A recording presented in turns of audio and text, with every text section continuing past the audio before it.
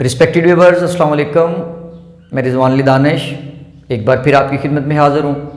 आज English grammar का जो लेक्चर मैं आपकी नज़र करने जा रहा हूँ उसका मेन टाइटल है नाउन।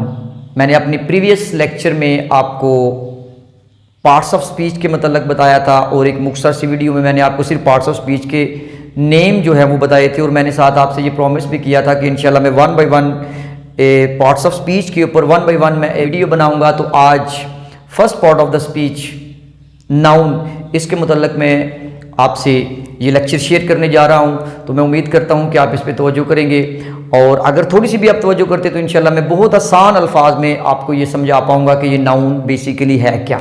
ठीक है, तो ये पार्ट्स ऑफ स्पीच जो 8 पार्ट्स ऑफ स्पीच हैं, इनमें पहले नंबर पे जो जिसका पहला नंबर है उसको कहते हैं नाउन।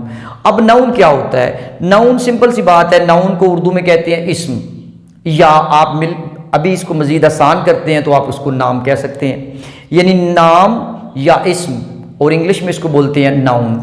अब जैसा कि इसके नाम से ही जाहिर है कि इसमें किसी के नाम का जिक्र किया जाएगा, नाउन यानी नेम या इस्म। अब सिंपल सी बात है, जब आप उर्दू में किसी से बात करते हैं, किसी पर्सन से बात कर रहे होते हैं, अब एक अननोन पर्सन आपके सामने आ गया, तो फर्स्ट ऑफ ऑल आपकी कोशिश ये होती है कि उससे नाम पूछा जाए। ठीक है, अगर आप उससे उर्दू बोल रहे हैं तो आप कहते हैं जी आपका इसमें ग्रामी क्या है। ठीक है, इसमें आ गया इसमें। या फिर अगर आप इंग्लिश स्पीकर हैं तो आप उसे कहते हैं जी what is your good name, आपका नाम क्या है। तो अब वो जो पर्सन है जिससे आप नाम पूछ रहे हैं वो आगे से आपको नाम बताता है, तो आपको पता चल जाता है कि इसका इसम ये है या इस बंदे का नेम ये है या नाम ये है। ठीक है, तो अब नाउन जो है हर वो चीज़ दुनिया की, हर वो चीज़ जो कोई नाम रखती है उसको हम नाउन में कैटेगराइज करते हैं, यानी उसको हम नाउन ही कहते हैं। दुनिया की कोई भी चीज़ है और दुनिया की ऐसी कोई चीज़ नहीं है जिसका कोई नाम ना हो। ठीक है, तो हम ये कह सकते हैं कि दुनिया में जितनी भी चीज़ें जो चीज़ नाम रखती है उसको हम नाउन में कंसीडर करते हैं, उसको हम डायरेक्टली नाउन कह सकते हैं। अब for example I am standing in the room. अब मैं एक कमरे में हूँ, ड्यूरिंग द वीडियो रिकॉर्डिंग मैं बहुत सी चीज़ें देख रहा हूँ जो मुझे नज़र आ रही हैं और हर चीज़ का कोई ना कोई नाम ज़रूर है। फॉर एग्जांपल मेरे पास ये मार्कर है, इसका नाम मार्कर। ठीक है, अब मेरे पास ये माइक लगा हुआ है, इसको हम माइक बोलेंगे। मोबाइल फ़ोन के ऊपर मैं ये वीडियो रिकॉर्ड कर रहा हूँ तो ये इसका नेम जो है मोबाइल है। ठीक है, जिसके ऊपर मैं वीडियो रिकॉर्ड कर रहा हूँ। अब उसके बाद मोबाइल के अंदर भी एक डिवाइस लगी हुई है जिसको आप कैमरा बोलते हैं, कैमरा भी एक नाउन या नेम है। इसके अलावा मैं अगर आगे पीछे देखता हूँ तो मुझे ये फ़ैन पंखा नज़र आ रहा है। ठीक है, और मज़ीद अगर मैं बाहर की तरफ देखता हूँ तो मुझे ट्रीज नज़र आ रहे हैं, मुझे प्लांट्स नज़र आ रहे हैं, मुझे बेंचेस नज़र आ रहे हैं, मुख्तलिफ़ किस्म के मुख्तलिफ़ चीज़ें नज़र आ रही हैं और हर चीज़ का कोई ना कोई नाम ज़रूर है। ठीक है, तो आपने ये कंसेप्ट अपना ज़हन में बना लेना है, ये कंसेप्ट आपने क्लियर कर लेना है कि नाउन जो है वो हर वो चीज़ जो नाम रखती है वो नाउन ही होती है और नाउन में ही उसको शामिल किया जाता है या शुमार किया जाता है। अगर हम इसकी ट्रेडिशनल डेफिनेशन की तरफ जाते हैं तो फिर वो मैंने लिखी हुई है, अगर आप इसको याद करना चाहते हैं। ठीक है, ये कहीं आपको लिखना पड़ सकती है या किसी जगह पे आपने किसी को पढ़ाना है तो इसकी ट्रेडिशनल जो डेफिनेशन है वो भी मैंने यहाँ पे दी हुई है, इसको भी हम एक दफ़ा रीड आउट कर लेते हैं। अब फर्स्ट ऑफ ऑल इंग्लिश में मैंने लिखा हुआ है जी, a noun is the name of a person, animal, place और अ थिंग। ठीक है जी, अगर हम इसको मज़ीद आसान करते हैं, अगर उर्दू में इसको ट्रांसलेट करते हैं तो फिर कुछ इस तरह से इसकी तारीफ बनेगी कि किसी शख्स, जानवर, जगह, शय या कैफियत के नाम को इस्म यानी नाउन कहते हैं। ठीक है जी, ये उर्दू में भी आपको इसकी डेफिनेशन क्लियर होगी। अब मैंने एक एक एग्जांपल दी हुई है आपकी आसानी के लिए। Ali, Ali is the name, तो ये नेम क्या है? बेसिकली नाउन ही है। ठीक है, अब लेकिन किसका है ये एक शख्स का नाम है, एक पर्सन का नाम है अली। इसके बाद आगे मैंने लिखा हुआ है चेयर। चेयर क्या है? ये एक चीज़ है, ये एक थिंग में आता है। ठीक है, इसके बाद आगे स्कूल। स्कूल क्या है? एक प्लेस है, एक जगह। इसके बाद नेक्स्ट है गोट। गोट क्या है? एक जानवर का नाम है। ठीक है, इसके बाद ब्यूटी। ब्यूटी क्या है? ये कैफियत का नाम है। ठीक है, ब्यूटी क्या है? ये एक कैफियत का नाम है। अब नाउन की काइंड्स कितनी है? ऑलमोस्ट इसकी 9 काइंड्स है, यानी 9 इसकी इकसाम है। ये आपने याद कर लेनी है, चूंकि आप अगर इसको अच्छी तरीक़ा से याद कर लेते हैं तो आप इस काबिल हो जाते हैं कि आप किसी दूसरे को भी पढ़ा सकते हैं। ठीक है, तो अब यहाँ पर मैंने वो लिख दिए हैं, आपने इनको पहले याद करना है, अच्छी तरीक़ा से इनको समझना है। ठीक है, फर्स्ट ऑफ ऑल जो नंबर 1 पे है कॉमन नाउन। कॉमन नाउन को उर्दू में कहते हैं इसमें नकरा। इसके बाद प्रॉपर नाउन, इसमें मारफा। कलेक्टिव नाउन, इसमें जमा। मटेरियल नाउन, इसमें मादा। एब्स्ट्रैक्ट नाउन, इसमें मुजर्रद। काउंटेबल नाउन, शुमार पजीर इसम। अनकाउंटेबल नाउन, गैर शुमार पजीर इसम। सिंगुलर नाउन, वाहिद इसम। और प्लूरल नाउन, जमा इसम। और ये जो आपने इसके 1 to 9 इसके काइंड्स हैं, ये आपने लाजमन याद करनी है। और मैं अभी आपको इन तमाम काइंड्स की अलग अलग पूरी तफसील के साथ मुकम्मल वजाहत करके आपको बताऊंगा। तो डियर व्यूअर्स, अब हम इन 9 काइंड्स ऑफ नाउन जो हैं इनको हम डिटेल के साथ पढ़ेंगे। अब आपने तवज्जो करनी है। पहले नंबर पे है कॉमन नाउन। अब कॉमन नाउन का मैंने आपको जैसा कि तर्जमा बताया था कि इसमें नकरा, यानी इसमें नकरा का मतलब या कॉमन नाउन का मतलब होता है कोई आम नाम। कोई आम नाम जो है वो कॉमन नाउन के अंदर आता है। मिसाल के तौर पर मैं लिखता हूं boy, city, country,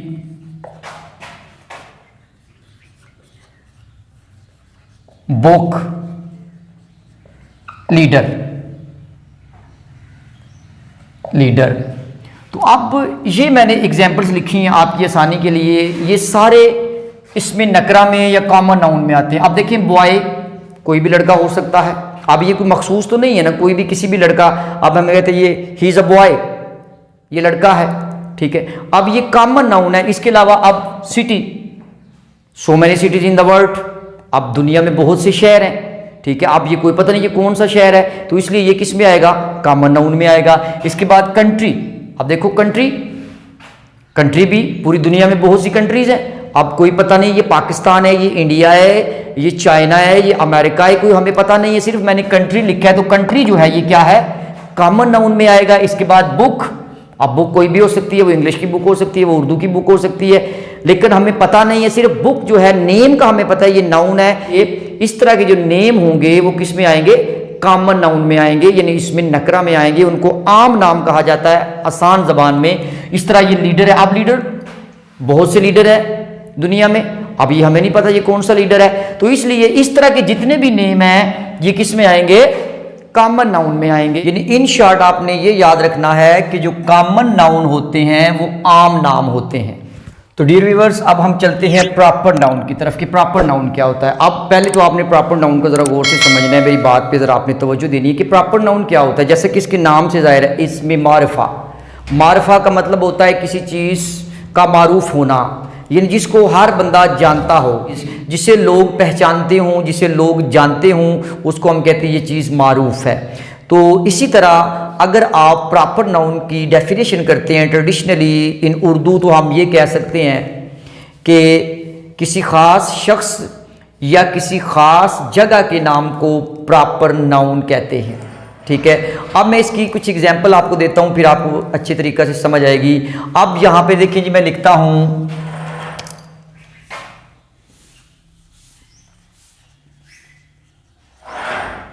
Islamabad. Country में मैं लिख लेता हूं इस्लामाबाद। के बाद मैं लिखता हूं पाकिस्तान। पाकिस्तान के बाद मैं लिख रहा हूं जी कुरान मजीद। ठीक है, और इसी तरह एक और अगर मैं मिसाल लिखता हूं, मैं लिखता हूं कायदे आजम।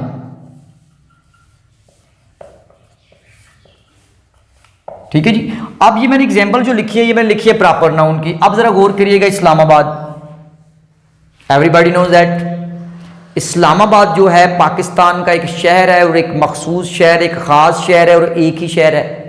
अब पाकिस्तान बल्कि पूरी दुनिया जानती है कि जो इस्लामाबाद है वो पाकिस्तान का शहर है और एक ही शहर है, इस लिहाज से ये एक प्रॉपर नाउन बनता है। इसके बाद अब यहाँ पर अगर मैं देखता हूँ सिटी, इसके बदले में मैं सिटी को देखता हूँ। तो सिटी, अब दुनिया में मैंने जिस तरह पहले भी आपको बताया कि बहुत से शहर हैं, बहुत सी सिटीज़ हैं, लेकिन जब इस्लामाबाद का नाम लिया गया या कराची का नाम लिया गया या किसी भी अदर कंट्री की किसी सिटी का नाम लिया गया तो वो बन गया फिर प्रॉपर नाउन बन गया, क्योंकि अब वो शहर सिर्फ उसी मुल्क का शहर है और पूरी दुनिया में सिर्फ वो एक अकेला ही शहर है। उसकी अपनी एक पहचान है, वो उसकी अपनी एक आइडेंटिटी है। तो इसी लिहाज से आगे नेक्स्ट अब चलते हैं। जिस तरह कंट्री है, ऊपर देखें, जब मैंने कंट्री लिखा है, जब कंट्री लिखा है तो ये कॉमन नाउन था, जब मैंने पाकिस्तान कर दिया तो ये एक स्पेसिफिक नेम बन गया, क्योंकि पाकिस्तान जो है एक कंट्री है और अब ये कॉमन नाउन में नहीं आएगा बल्कि प्रॉपर नाउन में आएगा। इसके बाद आगे आ जाए कुरान मजीद।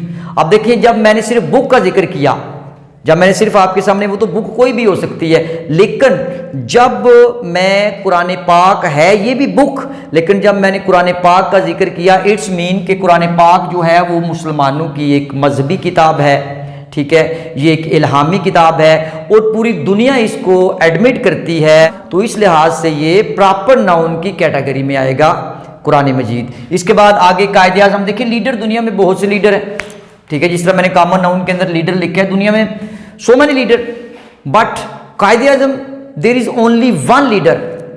लेकिन कायदे आज़म एक ही लीडर है जो हमारा लीडर है, जिसने हमें पाकिस्तान लेके दिया, और सिर्फ हम नहीं बल्कि ये पूरी दुनिया इसको जानती है। तो इस लिहाज से कायदे आज़म भी एक क्या है, प्रॉपर नाउन में आता है। तो नेक्स्ट वन है जी कलेक्टिव नाउन।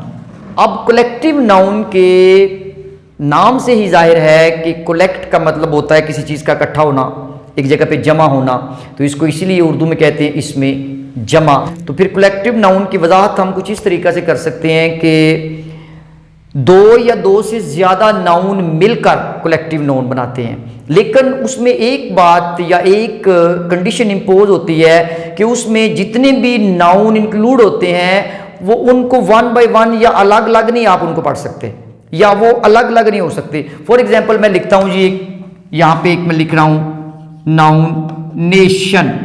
अब देखिए, नेशन का मतलब क्या होता है, कौम।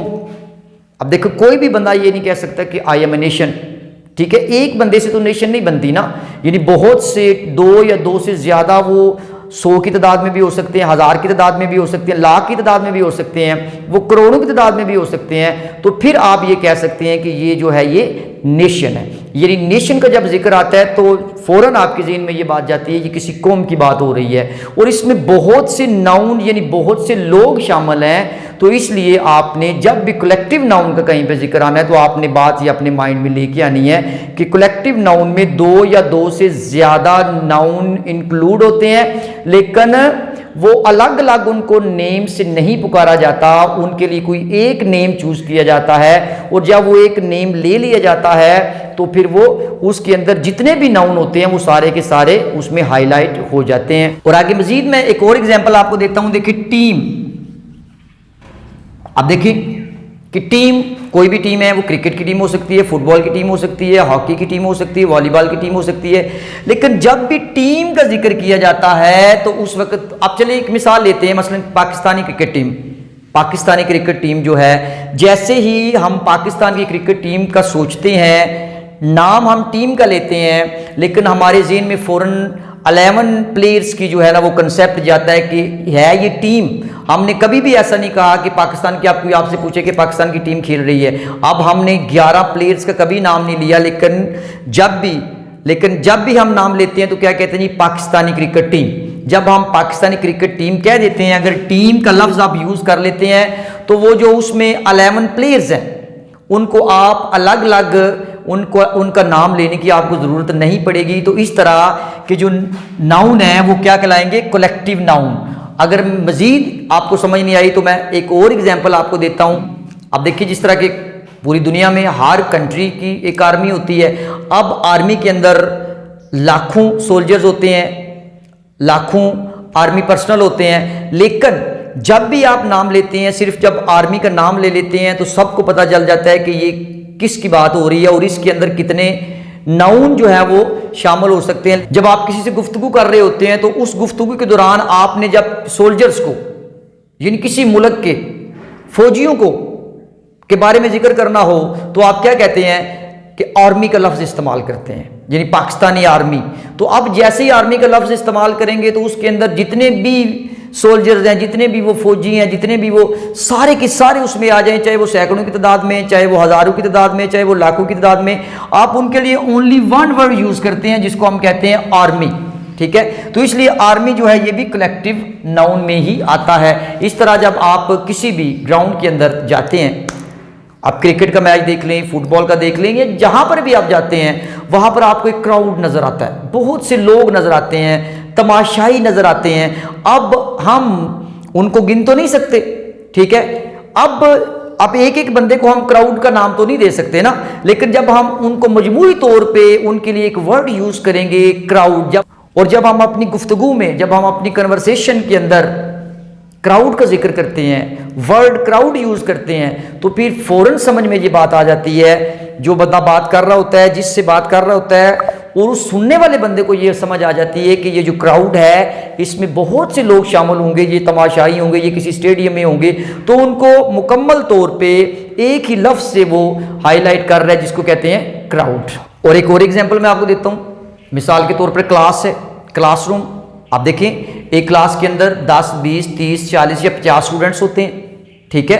जब वो अपनी उनके अलग अलग नेम होते हैं तो फिर हम उनको कॉमन नाउन भी कह सकते हैं, किसी के अलग अलग नेम होते हैं, ठीक है, तो फिर उसको कॉमन नाउन कहते हैं। लेकिन जब वो सारे बच्चे, ये सारे स्टूडेंट सिर्फ एक क्लास के अंदर मौजूद होते हैं, तो जब भी आप नाम लेते हैं फिर कहते हैं ये क्लासरूम या क्लास का नाम लेते हैं। अब क्लास एक कलेक्टिव नाउन है, और क्लास का नाम जब भी आता है तो फौरन आपकी बात जहन में ये आ जाती है कि ये स्टूडेंट्स की बात हो रही है, और 2 या 2 से ज़्यादा स्टूडेंट की बात हो रही है, और उनको कुल्ली तौर पे आप क्लास का नाम दे के अगले बंदे को अपनी बात समझा लेते हैं। और यही मैंने पहले दिन भी आपको बताया था कि यही पार्ट्स ऑफ स्पीच है, यानी यही गुफ्तगू के हिस्से हैं, यानी मुख्तलिफ वर्ड्स हैं जो आप अपनी गुफ्तगू के दौरान, अपनी कन्वर्सेशन के दौरान इस्तेमाल करके अगले बंदे को समझा पाते हैं। तो अब हम नेक्स्ट चलते हैं मटेरियल नाउन। मटेरियल नाउन, जैसा कि इसके नाम से ही जाहिर है कि मटेरियल क्या होता है, ठीक है। मटेरियल का मतलब होता है किसी चीज़ का ठोस होना, सोना, या आप इसको इसमें मादा भी कह सकते हैं, यानी जिसका कोई फिजिकल स्ट्रक्चर हो, जिसका कोई ठोस हालत में वो पाया जाए, ठीक है, उसको हम क्या कहते हैं, मटेरियल नाउन, ठीक है। अब मटेरियल नाउन की मैं आपको एग्जांपल देता हूं। फॉर एग्जांपल अब देखें, और इसके अलावा मटेरियल का मतलब आपको ये भी पता है कि कोई धात भी हो सकती है, यानी ऐसी धात या कोई ऐसी ठोस चीज जिससे आगे भी कोई चीज बनाई जा सके, वो भी मटेरियल नाउन में ही आती है। वो कोई जिन्स भी हो सकती है या वो कोई धात भी हो सकती है। आप मिसाल के तौर पर धात में से मसलन मैं कहता हूं गोल्ड, सोना, ठीक है, ये क्या है, एक मटेरियल नाउन में आएगा। जब भी गोल्ड का जिक्र आएगा तो मटेरियल में आएगा। इसी तरह सिल्वर, वुड, यानी ये किस में आएंगे, आप देखें ना, ये इससे भी आगे चीज बनाई जा सकती है, जिस तरह गोल्ड है, सिल्वर है, वुड है। इसके अलावा मैंने एक जिक्र आपके सामने किया है जिन्स। जिन्स का मतलब ये कि जिस तरह वीट, गंदम, वीट एक जिन्स है, ठीक है।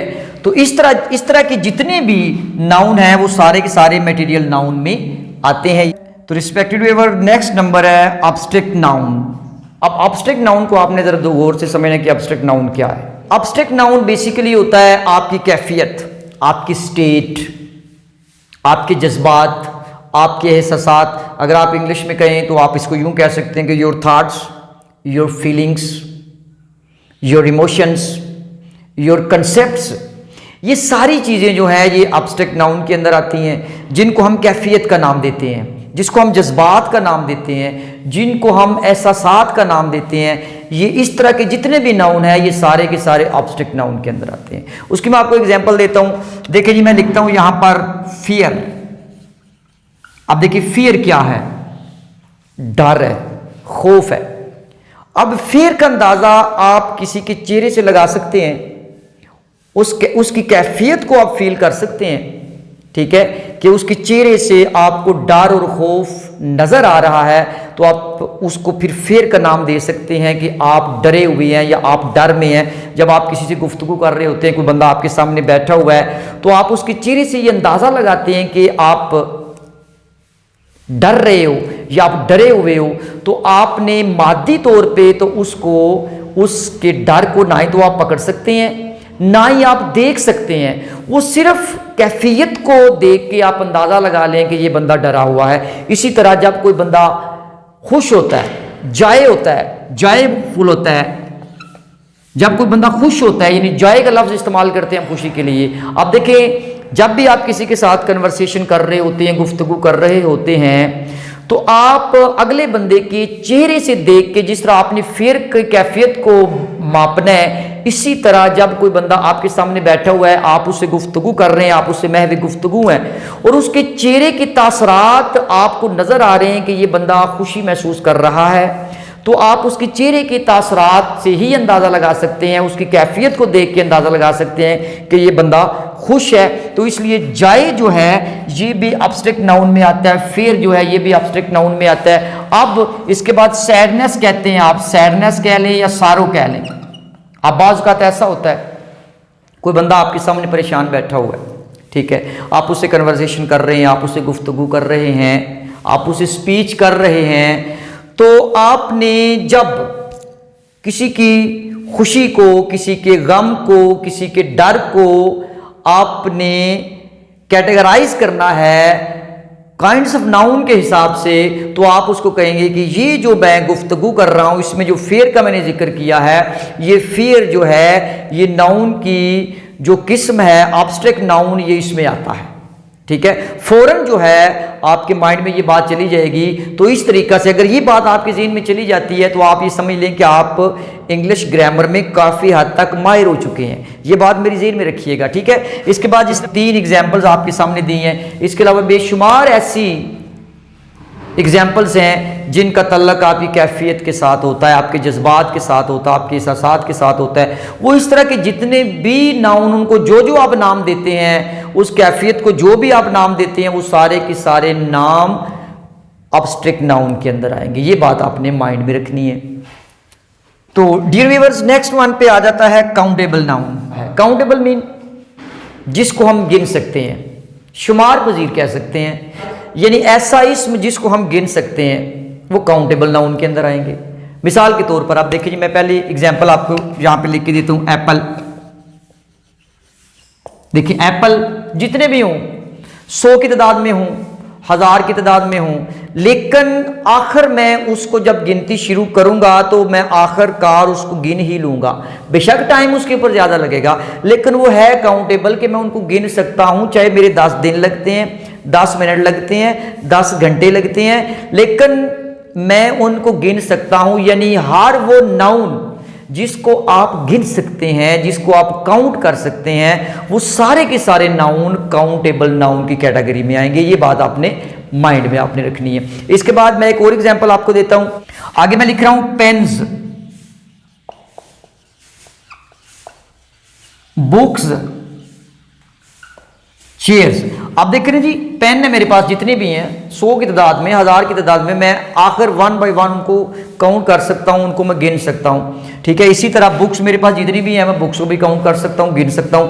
याद रखिएगा कि हर काउंटेबल नाउन जिसको आप गिन सकते हैं, जो गिनती के काबिल होता है, उसमें आपने वक्त को शुमार नहीं करना कि वो आप 10 मिनट में गिनते हैं या 15 मिनट में गिनते हैं। अगर वो गिनती के काबिल है, आप उसको गिनना शुरू करते हैं तो वो मुकम्मल गिन सकते हैं। तो इस तरह के जितने भी नाउन होंगे, वो सारे के सारे किस में आएंगे?